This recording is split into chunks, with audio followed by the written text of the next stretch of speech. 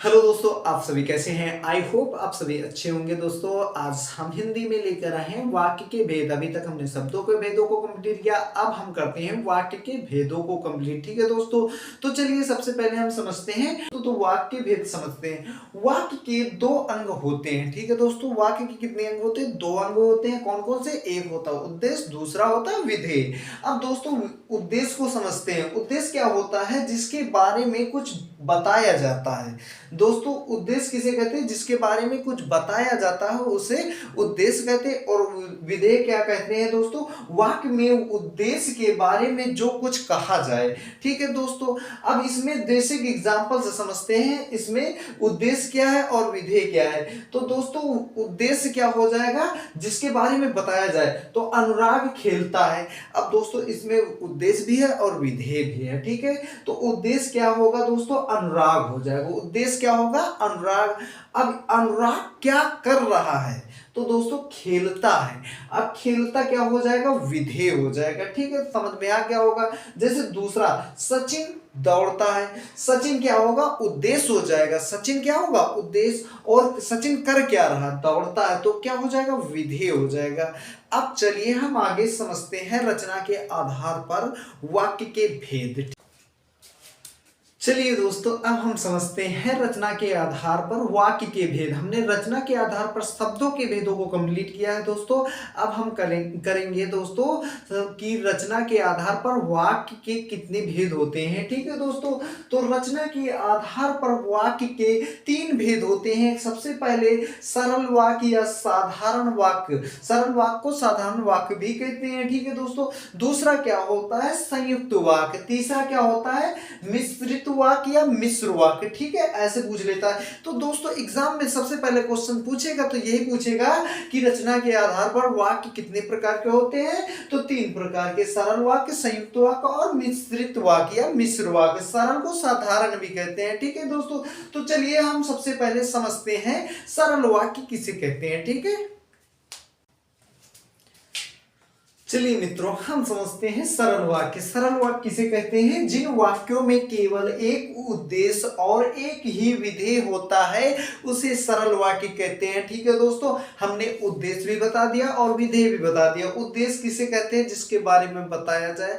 और जो मतलब क्या है? मुकेश पढ़ता है तो मुकेश इसमें क्या हो जाएगा? उद्देश्य हो जाएगा। और मुकेश करता क्या है दोस्तों? तो पढ़ता है। पढ़ता क्या? विधेय हो जाएगा। तो जिसमें दोस्तों एक ही उद्देश्य और एक ही विधेय होता है उसे सरल वाक्य कहते हैं। एक ही उद्देश्य एक ही विधेय। ठीक है, सुरेश पत्र लिखता है। सुरेश क्या हो गया? उद्देश्य, और विधेय क्या हो गया? पत्र लिखता है। ठीक है दोस्तों, तो सरल वाक्य हो जाएगा। राकेश ने भोजन किया। राकेश क्या है? उद्देश्य, और भोजन किया क्या हो जाएगा दोस्तों? विधेय हो जाएगा। तो ये कैसा वाक्य हो जाएगा? तीनों क्या हो जाएंगे? सरल वाक्य हो जाएगा। ठीक है दोस्तों, एकदम आसान है। और हम संयुक्त वाक्य बहुत ज्यादा, संयुक्त और मिश्र वाक्य से ही क्वेश्चन एग्जाम में ज्यादा बनते हैं। ठीक है, सरल वाक्य से कभी कभी क्वेश्चन बनते हैं। ठीक है, वहां से 80% तो यहां से 20% के चांसेस होते हैं क्वेश्चन बनने के। ठीक है, तो चलिए अब दोस्तों हम समझते हैं संयुक्त वाक्य। ठीक है, चलिए प्यारे मित्रों अब हम समझते हैं संयुक्त वाक्य किसे कहते हैं। तो दोस्तों जिसमें दो या दो से अधिक सरल वाक्य आपस में जुड़े होते हैं उन्हें ही संयुक्त वाक्य कहते हैं। ठीक है दोस्तों, तो जिन वाक्यों में दो या दो से अधिक सरल वाक्य आपस में जुड़े हों उन्हें संयुक्त वाक्य कहते हैं। ठीक है दोस्तों, अब हम ट्रिक के माध्यम से समझते हैं। ठीक है दोस्तों, कैसे वर्डों से जुड़े रहेंगे दो वाक्य। ठीक है, जैसे और, एवं, तथा, या, अथवा, इसीलिए, अतः, फिर भी, तो, नहीं, तो, किंतु, परंतु, लेकिन, पर, आदि, ये इन्हीं शब्दों से जुड़े रहेंगे दो वाक्य आपस में। ठीक है, तो चलिए हम एग्जाम्पल से समझते हैं। वह सुबह गया और शाम को लौट आया। तो दोस्तों इसमें देखो और से ये दो वाक्य आपस में क्या हुए हैं? जुड़े हुए हैं। ठीक है, तो कैसा वाक्य हो जाएगा? संयुक्त वाक्य हो जाएगा। जैसे प्रिया बोलो पर असत्य नहीं। तो दोस्तों दो वाक्य आपस में जुड़े, प्रिया बोलो और दूसरा क्या? असत्य नहीं। तो ये जोड़ने का काम क्या कर रहा है? पर कर रहा है। तो कैसा वाक्य हो जाएगा? संयुक्त वाक्य हो जाएगा। संयुक्त का मतलब ये होता है जोड़ना। ठीक है, उसने बहुत परिश्रम किया किंतु सफलता नहीं मिली। अब दोस्तों इसमें जोड़ने का वाक्य क्या कर रहा है, देखो उसने बहुत परिश्रम किया।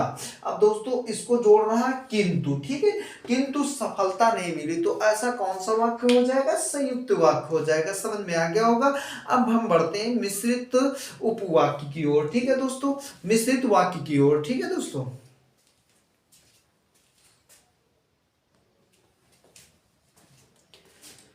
चलिए दोस्तों अब हम समझते हैं मिश्रित वाक्य किसे कहते हैं, ठीक है दोस्तों। तो चलिए अब मिश्रित वाक्य को समझते हैं, ठीक है। जिन वाक्यों में एक प्रधान उपवाक्य हो और अन्य आश्रित उपवाक्य हो उसे ही दोस्तों मिश्र वाक्य कहते हैं, ठीक है।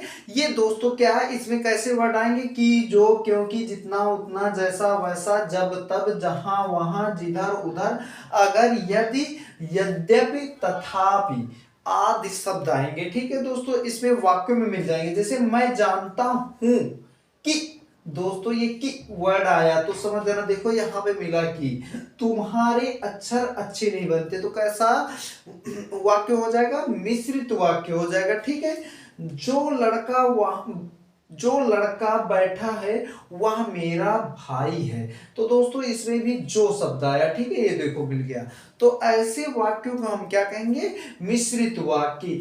यदि परिश्रम करोगे तो उत्तीर्ण हो जाओगे, यदि परिश्रम करोगे तो उत्तीर्ण हो जाओगे।